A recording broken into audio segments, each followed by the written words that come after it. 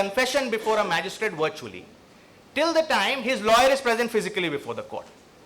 Now, I think anybody with a legal sort of understanding can see that there will be complexities arising out of this again. Because confession is something which is which has very serious implications in law, and that's why that power is with only the magistrate, because there is a certain level of trust, and there's the expectation of also as to how that has to be done. There is procedure for that. Now, when you permit that to be done virtually, I think it will be very difficult to determine whether the person is under some kind of coercion, etc. Not that the present way is perfect. I mean, we also see 164s today, that the magistrates may not even be aware of the level of challenge which that person is facing. But nevertheless, you have physical access to the person before you. So as good as technology is, and we have all incorporated in our professional lives, I think these are aspects, how they play out will be guided by courts giving out guidelines. And I think as magistrates or as officers, when you engage with these provisions, they will be a challenge. The final provision I want to just flag is Section 94. And that is really, now it allows police, it's basically the equivalent of 91, the earlier 91. And it expands it in terms of, you have the police or the court has the power to summon your personal devices. Now, of course, that is, our personal devices today know more about ourselves than we ourselves know about ourselves. Yes. I mean, that's not an overstatement. And in that context, obviously, there are going to be serious implications for the purpose of privacy. What is the extent? It is only an incorporation of personal device into something power which was already there in 91. But I think the quality of that power changes once you bring in personal device within it. So I think there will be a constitutional question to be answered as to how do we regulate that power so that any agency is not in a position to misuse it. I think, of course, these are aspects of interpretation which will go on. So I will just keep it very short and end with those 4 provisions which I thought are there with some issues, but maybe necessarily have not been flagged in the debates which have so far we have seen. Thank you. Thank you, Shadan. May I now request Mr. Ansari to give his views. Thank you, sir. Thank you, madam. So, for the better understanding of an amendment or enactment, we are supposed to first understand the purpose and objective by which the amendment was brought or enactment was brought. If you see the objectives and aims and objective of the BNSS, it says that use of the technology and forensic sciences in investigation of crime and furnishing and lodging information, service of summons, etc., through electronic communications. A specific and express timeline of the time-bound investigation, trial, and pronouncement of judgments.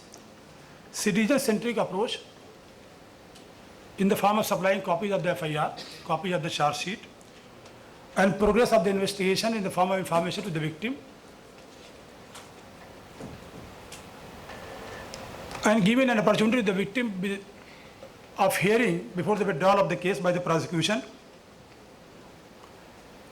and the summary trial, and that accused person can be examined through electronic means. All these aims and objectives clearly suggest that the purpose of bringing this enactment is to get the trial expedited by liberal use of electronic means.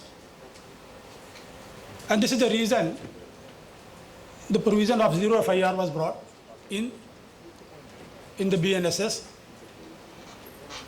The Mr. Umar Shankar has already highlighted the zero FIR was not new to Delhi police. We have already been practicing this zero FIR since long back. In fact, there is an advisory after judgment of Honorable Supreme Court.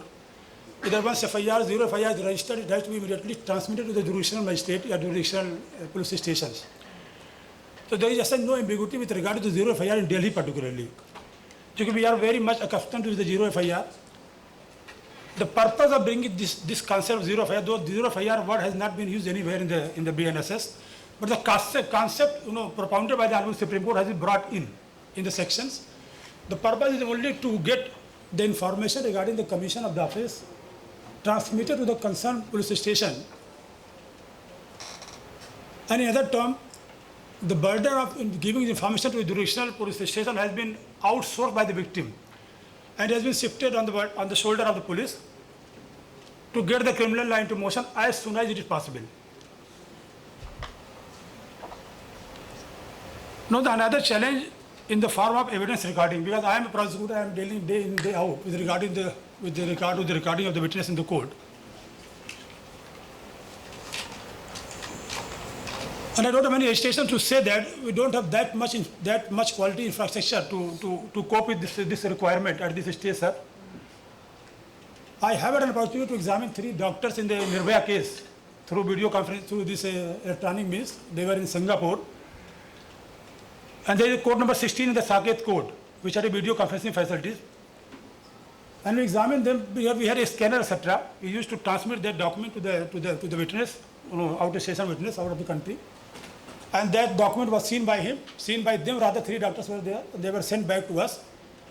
And we placed those documents on the record. Thereafter, we recorded the testimony. We again sent that testimony to the doctors in Singapore. They put their signature. They are again sent back through a scanner, and we pressed on the record. Then original testimony was brought to the file after 3 or 4 days through the consular bag, whatever it is. So still we have a facility to examine the witnesses outside the India. But so far as facility to examine the witness inside the India, it's very difficult now. Suppose somebody is sitting in Muzaffarnagar and we have to examine him. We don't have that much infrastructure, that much facilities, through video conferencing we can examine him. And another issue before examination is this, is that how the document will be sent to them. And who will be the person who will be responsible for to ensuring that a fair testimony is being recorded. That's Arun Harskuria's task is going to face in the days to come. So that aspect needs to be still taken care of through this amendment or through this enactment. One of the salutary provisions has also been incorporated with regard to the bail and definition of the bail and bail bond. Now the bail has been defined as an undertaking for release without surety. If an accused is granted bail, he is not in a position to furnish the bail. So he can be released probably on the basis of that undertaking. This is one of the salutary provisions which has been provided.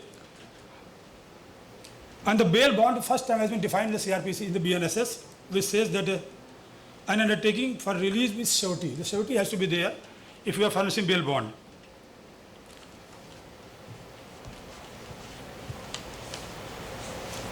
And the jurisdiction of this BNSS has been now extended for the first time out of the country by way of insertion of the provision 182 CRPC, that is particularly with regard to the electronic evidence.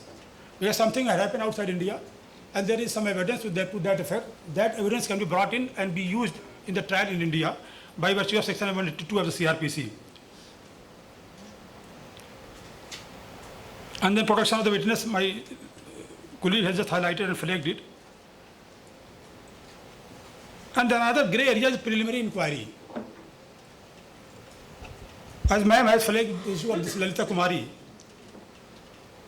the preliminary inquiry has been provided to be conducted by the police officer in a cases punishable less than 7 years and more than 3 years. But to find out the prima facie case of the matter, there is a problematic area.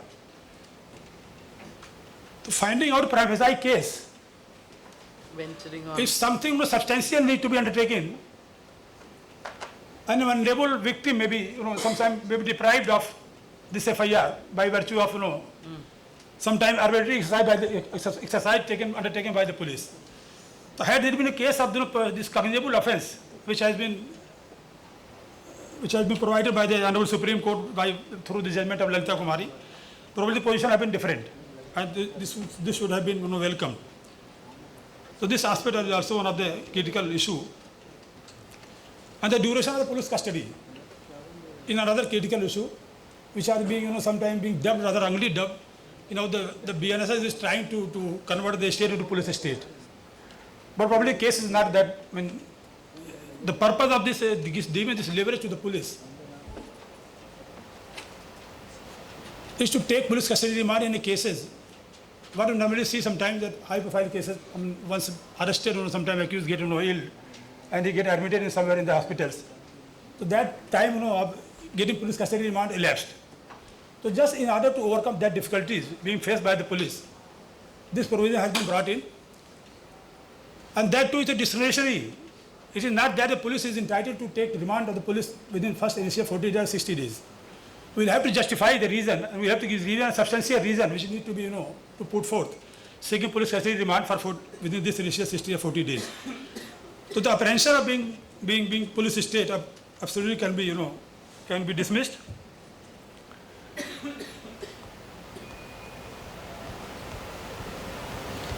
Then specific challenges also been created by virtue of this insertion of section 94. As my learned friend Farasa Sahab has pointed it out, the issue of the privacy. Privacy is very serious issues. We need to be addressed in the days to come.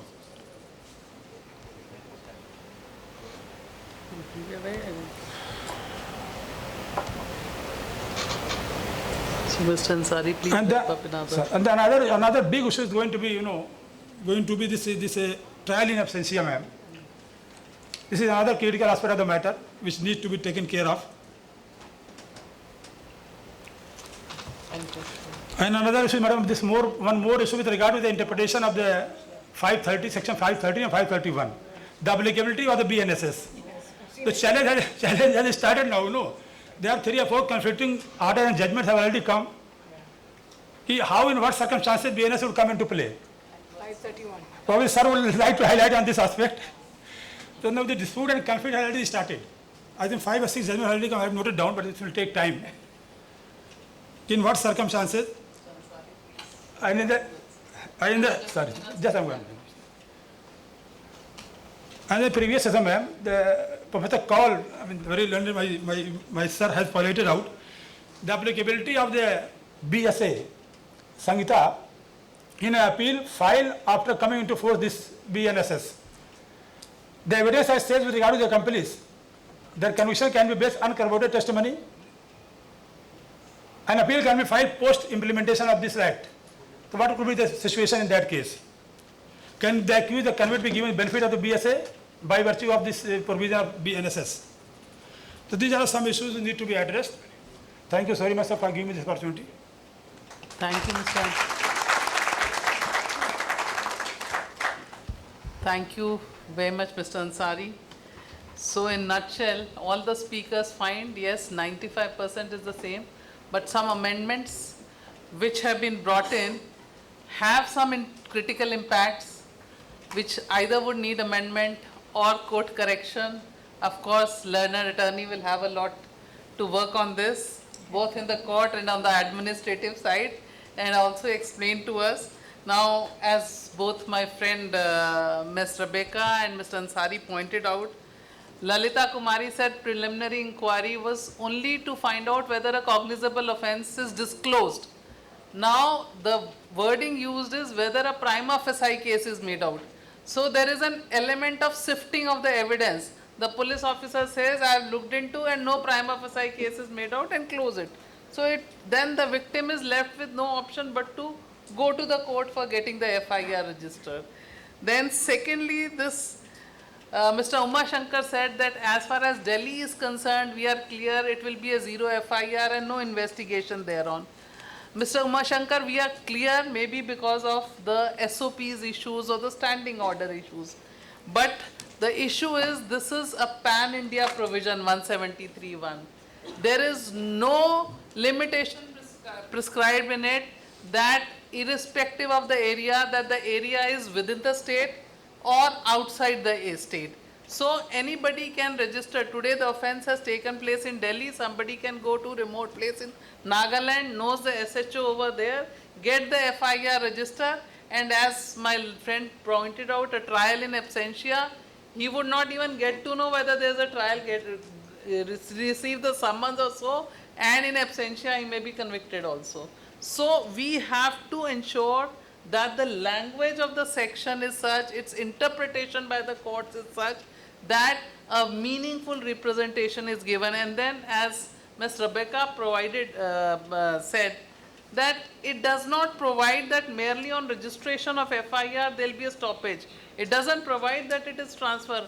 Rather, as I pointed out, section 183 says that the magistrate where FIR is registered can record the confession and statements.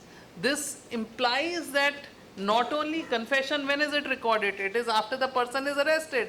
So this implies that not only that non-jurisdictional police station will register the FIR, but investigate, record statements, get the confessions recorded before the magistrate, and then subsequently there is no the provisions vis-a-vis trial have not been amended. For trial you come back to the jurisdictional police station, so inter-se remand and all will be an issues. Now it is Ms. Rebecca further also very nicely pointed out that the stage at 175, that when the accused appears before cognizance he is heard, what is the kind of order the magistrate can pass? Now accused is before him, can he take him to custody? What should the directions be passed, and what will the stage be called? It can't be discharge, it can't be acquittal. What is the order passed, and what will you call? You are issuing summons. So this question was put to me in the Judicial Academy. I said only thing which is not provided and which you can call is we are issuing notice of hearing in terms of it, because you can't use the word summons. Summons will come once the cognizance is taken place. And the further dichotomy is here, what is the kind of evidence or material you would want the accused to place? Can the accused at this stage show an impeccable evidence that he is not guilty? And in that case, the magistrate may drop the complaint. But look at it, we have not correspondingly changed the provisions of the charge. At the stage of charge, the accused has no right to place all this material. It is only the prosecution case which has to be looked into as prima facie true. So, on a stage pre the discharge, we are giving a hearing, but at the stage of discharge, he does not even have a right to put the documents which are impeccable in nature. There is no corresponding. So there are certain tweakings, amendments brought, but if you go that this has not been followed in line throughout. Now, as far as EFIR, Mr. Shadan Farashad clearly pointed out, and it is very well meaning. The purpose is that there is immediate action. And as Mr. Uma Shankar said, in theft they are doing it. Now, car theft is something, or any theft is something, immediate action is taken, should be taken, for which they are entertaining EFIR. Now, if you wait for 3 days for him to authenticate and then act, the very purpose will be lost. In fact, going to the police station and registering FIR may be faster than this EFIR in that case. Okay. Now, as far as trial including evidence to be done virtually under 530, let me tell you, this point was quite agitated by the lawyers' body and thereafter the Ministry of Home Affairs, because they were opening some places in the police station where evidence was to be recorded. So the Ministry of Home Affairs has issued a notification to all chief secretaries that evidence will not be recorded in the police station. Now, even virtually, as it is pointed out, Mr. Farashat, this is absolutely right. You can argue the matter virtually, but recording of confession, even Supreme Court in Praful judgment said that it will be recorded at a place where there is an officer to authenticate, see the demeanor, to ensure that the witness is deposing without any fear. So all this, and then we have added that provision even in the provision akin to 164, that the evidence can be, the confession can be recorded virtually. Now, you know, there's been a lot of introduction, and Delhi was the first state which introduced remands, judicial remands through the video conferencing. And I'm talking about, it was introduced around 25 years ago. And the issue was, unless the accused comes to the court, he will not be able to speak what actually happened with him in police custody. Often he is not even able to speak right in front of the court, but what would happen? If he is there, the court would see, why do you have this injury? Now, if it's through VC, most of the things will go unnoticed. So there are some things which we'll have to take care of, and as Mr. Ansari pointed out, the aims and objective are very salutary. But yes, whether we have progressed to that extent, and merely because we are not practicing that thing in Delhi will not help. The act should be very clear because it's a pan-India act and nobody should be able to misuse the provisions thereof, and we should have an equal application of all these provisions throughout India. Like Delhi doing one thing doesn't help when the other state does it in a different fashion, reads it in a different fashion. Of course, Section 531 has been the most interpreted and will continue to be it. But my take on this is, and this is what I always say in the lectures, is that a substantive provision can never be retrospective. That's a settled constitution bench law. And a procedural law can be retrospective if it does not add additional liability or disability to the accused. And I'm sure the attorney will agree to it. That's the law of the land. So which we will all have to have follow 531. So this is how we'll have to interpret the provisions of applicability of BNS and BNSS and the Evidence Act. And now some questions from which all of you can ask. We have another 5 minutes. So there are 30 judicial officers, 30 IS trainers, and police officers and prosecutors. It's a mix of all. The first one has a black one, so the judicial officer. In the morning they were 150, now it's 110. It's all right. Yes, madam. Can somebody give the mic? Please Or pass you on the rolling mic, please. Or you have the mic in front of them? Okay. That's okay. So my question has to do with the compliance of earlier 208 in complaint cases, since now we have to call the proposed accused and hear the person before we take cognizance. However, the requirement for providing documents and the complaint only arises after issuing summons. So if I call the accused and I expect him to defend himself before I take cognizance, on what basis would that person defend himself if the complaint or the documents are not given to him? So, and if we still look at the now 208, it still says that after issuing process, the documents will be furnished by the magistrate.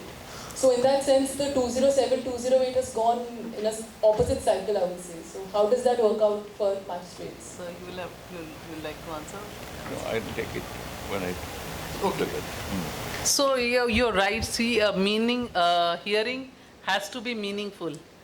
He has to be given the complaint before it.